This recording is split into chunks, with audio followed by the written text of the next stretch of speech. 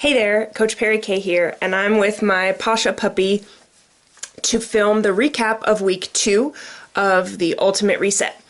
I already filmed a recap of my first week as well as daily videos for every day so far that I've gone through the reset. So if you want, you could check those out on my channel and kind of get an idea like what I'm thinking on a daily basis, but this is just an overview in several categories. I'll do the same categories as I did in my week 1 recap video, so in case you're looking for any kind of consistency, it'll be there. So, supplements. Pasha. So the supplements this week were pretty much the same as last week, as week 1, with the exception of detox. Detox was added. And if you don't know what detox is, it is a packet that is a fiber blend. So there's all kinds of, and these are all natural. Like there are not chemical supplements in this program. That's not how Beachbody does.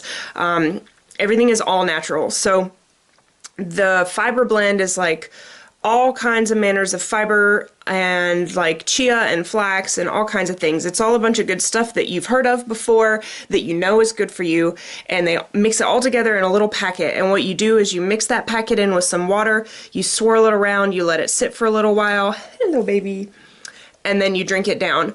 So my thoughts on that. I like the flavor of it. I've seen plenty of videos where people say that it's just one of those things that you have to just get through. I don't mind it. I don't know if they reformulated it since some of those videos were made and they've gotten some feedback. I think it tastes fine. It's like kind of a lemony flavor. It's not overly sweet, but I don't know. I don't think it's that bad. I think it's fine. I actually kind of enjoyed the flavor of it. The texture's not so bad either. It's not going to be everyone's favorite though. People that have very like serious texture issues with food, like you probably, I don't know if you'll like this or not. I didn't mind it. To me, it just kind of feels like there's stuff in your water. I'm not the best at trying to describe textures, but it didn't bother me. In fact, I really enjoyed drinking it throughout the week because it helped curb my hunger. So if you've watched any of the videos, that you take your supplements around 30 minutes prior to eating your meal. So if by the time you get to take your supplements, if you're hungry, the fiber was great because it just eases that hunger. It really just puts it off. So I kind of enjoyed the detox for that reason. Now, does it work? Well, I'm probably not the best test subject for this, and I'll explain why. So I watched tons of videos before I started this program, and I've heard lots of people say that detox increased their regularity. They pooped a lot more during the week, which is what it's supposed to do. It's supposed to clean you out gently and slowly over the course of the week. However, at the time of my cycle that I am at right during this reset, week 2 was the week before my period. And I don't know if you've noticed or not your regularity around your period, but mine, I just get constipated around the week before. Like, I just get blocked up. And that happened to me last week. So I drank the detox all week, and it slowed down my regularity. Now, I cannot attribute that to the detox because it was also the week before my period, and that would have normally happened anyway. So I still pooped once a day, but it was not as good. Like, it wasn't as emptying as they normally are. Now, it's possible that it may have helped me because I think normally when it's like the week before my period, I don't even poop every day. So, I mean, it may have actually improved my regularity based on that time of the month, but I really wish maybe the next time I do this, I'll be able to plan it a little better, but I really wish it had come at just a different week of the month so that I would know whether or not this was an effective, gentle cleanse. But unfortunately, I experienced some constipation. Now, one thing that I did do to kind of combat that was I upped my water intake significantly. I averaged around 150 to 160 ounces of water a day. That's a lot of water. They only recommend that you divide your weight by 2 and drink that many ounces. So for me, that would be around 110 ounces of water, but I went and just drank more because adding all that fiber to your diet at one time, you need a lot of water. And I think under normal circumstances, it probably wouldn't move things along, but just like I said, being the time that it was, I unfortunately didn't get that awesome of an experience with the cleansing aspects of the detox. So that's my thoughts on that. Next, we'll talk about the food. The food for week 2. Now, if you saw my week 1 video, you'll know I really liked the food in week 1, even though I don't really eat oatmeal. Like, oatmeal is not my jam, especially with it sweetened. But besides that, I thought the food was really good. The recipes were really tasty. Week 2 recipes,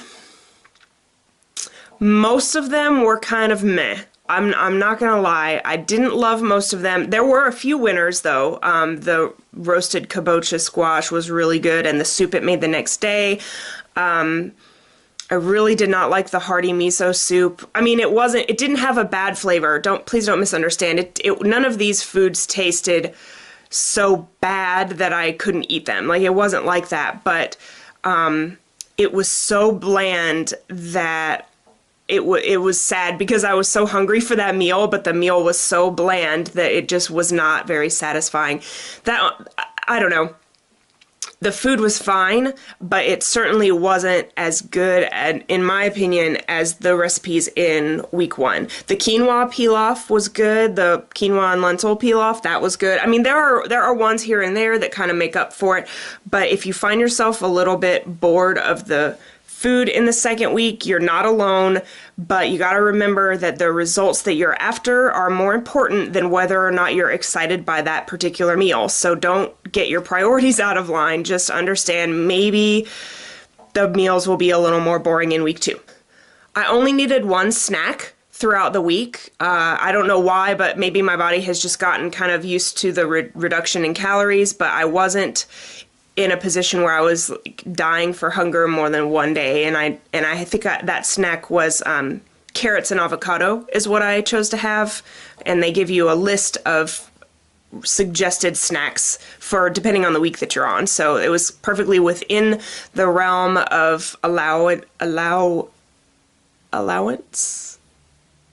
It was perfectly allowed for me to do that. And also, I love avocado so much. There's more avocado this week, which makes me happy because I really like avocado too. So there were some good meals, but I don't know, I just wasn't as impressed with the meals this week as I was first week. I did still have my Shakeology every day. Like I said in my first week's video, I'm just not going to give up my Shakeology even, and I really don't feel like it's hurt my results, but it's not recommended by the program that you drink it every day, but I'm drinking it every day. It's a calculated risk, and I'm aware of that, so you can choose to do that or not, but please know that I'm doing this. This is outside of the guidelines of the program. It's the only thing I'm doing that's outside of the guidelines of the program, by the way. I have not cheated in any other fashion besides having Shakeology every day. I feel too good on it. I don't know. I just can't give it up. I started counting the calories in the program this week because I was very curious what my caloric deficit would be every day. And so the calories for the week ranged from 1,100 calories in a day to 1,400 calories in a day. And depending on your size and your height and everything, that may or may not even be that much of a deficit. For me, I've been pretty sedentary this whole reset because it tells you not to exercise. I mean, I've walked around and stuff, but by and large, I've been fairly sedentary. I tend to burn around 2,400 to 2,700 calories a day doing that, being sedentary, because I'm a big person. I'm almost 6 feet tall. I have a large bone structure, I have a large frame, and I've been working out with weights for a long time, so I do have a lot of musculature on me as well. So I burn a lot of calories even resting around. So eating 1,100 to 1,400 calories in a day usually put me at anywhere from 1,000 to 1,400 calorie deficit every day, which is it's a pretty significant calorie deficit. You may not experience that much of a calorie deficit if you're already smaller frame than I am. So this is just my experience based on all of this. Meal prep. So the meals this week, I feel like, I didn't time these or anything. I just feel like they took longer to prep and cook than the meals in the first week. So if you're going to be doing this program, you may want to look ahead at that, especially if you're very busy and your meal prep time is kind of limited. You may want to spend a day and prep as much as you possibly can, like chop as many veggies as you can, prepare as many of the dishes in advance as you can. One good thing about week 2 is that one night's dinner is the next day's lunch.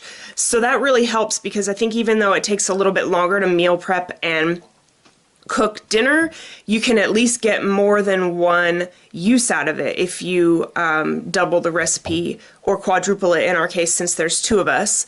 So that's one good thing about it, but I do think they take longer in the second week. So that's something to keep in mind. I will say I got a little bit lazy about preparing the dressings for the salads. There's a lot of salads in this plan, and they have a few salad dressing recipes. My favorite is the ginger miso sesame dressing. I think it is so good, and I got really lazy about making the dressings in the second week, and that was such a bad idea. So what I ended up doing was just using oil and vinegar on the salads, since I wasn't very good about busting out the little food processor and actually blending up the dressings. That was total laziness on my part. So I fixed that for week 3, and I just made enough for the whole week. And we may even have extra, but I think that that's a better plan than running out. So learn from my mistake. Do prep the dressings that you want in advance, and maybe even make extra of them so that you aren't stuck like, oh crap, it's lunchtime, my salad, what do I have to put on there? Because oil and vinegar on these salads is less than exciting, trust me. That's all I really have to say about the meals, because once you get into the groove of it, you kind of understand how they are and like what you're to expect. So the next will be cravings and just my general feelings and thoughts across the week. I'd had no cravings this week. Not even really emotional cravings for more food. A lot of these meals are really quite large. There was actually one meal in the second week that I couldn't finish, the one with the roasted beets. The roasted beets were tasty. It was just so much of them in the meal that I actually could not finish the meal. I only ate, 3 cups was in the serving, and I'd say I probably ate 2 of those cups, because there was other things in that meal too. It was huge. But so the meal sizes weren't a problem this week. This was a very emotional week, though, in general, and I don't know how much of that had to do with this program, to be perfectly honest. There are just certain times, like when you're 1 week before your period starts, that your emotions are going to be all over the place. And when you have a caloric deficit that is like between 1,000 and 1,400 calories a day, and you're fighting this hormonal shift that's happening in your body, your emotions are going to be all over the place. And mine were. They were crazy. I did my very best to manage them healthily, but my poor husband just having to deal with me just being up and down, God bless him. I tried really hard not to be rude to him or lash out or anything, but if you experience these kinds of emotional roller coasters like I did, just depending on when in your cycle, if you're a female, or just when in your life, if you're a person, you might experience a lot of this stuff, and that doesn't mean that you should veer off the program. You just have to realize that these things happen and deal with them the very best that you can. I think any time is a perfect time to do this reset, because the results I'm getting are so good, and I can tell that I just feel 1,000 times better. Even if you do this when you're about to start your period, you just got to roll with it, and that's what I've been trying to do. So I really don't think that it's the plan's fault. I really think it's just the hormonal changes that are happening in my body based on the time of the month's fault. So it's been an emotional week. Physically, I felt normal. I always feel pretty drained the week before my period starts, but I actually felt normalized. So I'm going to say that that's a good thing. Like, I think that the foods in this program are very energizing. The first week, I got a super burst of energy. This week, I did not, but I just felt normal the whole week. I never once felt tired or fatigued or anything like that until it was the end of the day and time to go to bed. And I really think that that's the program helping me out, because ordinarily around this time, I would just not be feeling so good. Now to the results. So the results were not as astounding as week 1. I think that that's due to a couple of factors. Like I said, I spent most of the week constipated. I did not eliminate as much waste as I normally do or would have hoped to. And also, just getting ready for your period, you have a tendency to hold on to water weight. You have a tendency to bloat up. And I still managed to lose 3.6 pounds this week, so I consider that quite the win. That will be 13.6 pounds total for the whole reset so far, the whole 2 weeks. I'm pleased with it. I wish of course I wish I had lost more weight, but all in all, knowing what I know now, because last week I didn't know that it was the week before my period. My periods are very irregular, so sometimes I know when they're going to happen and sometimes I don't. So all I knew is that I was feeling these crazy emotions. I wasn't pooping like normal. I was feeling constipated. Like, all I knew were these symptoms, and I didn't know the reason why until a day or two ago. I was like, oh, this is happening. So I'm very happy now to know that in spite of all of that prepping for my period, I still lost 3.6 pounds. I still lost, I think, 2.75 inches. Total inches lost so far is 8.25 inches. So really, it's a good thing. Like, I'm making good progress. And I really couldn't be happier, like, just knowing that I'm at where I'm at in my cycle and I'm still losing weight is really exciting. So I can't wait to see, like, what week 3 brings. Like, I know I'll be on my period for week 3, but hopefully it'll be a short one and I can, like, return to normal sometime during the week and I will meet my weight loss goals. I would really love to lose 20 pounds if possible. That would mean that I need to lose 6.4 more pounds in the 3rd week, and maybe that's a possibility. I don't know. It'd be awesome to lose 20 pounds in this week in this program.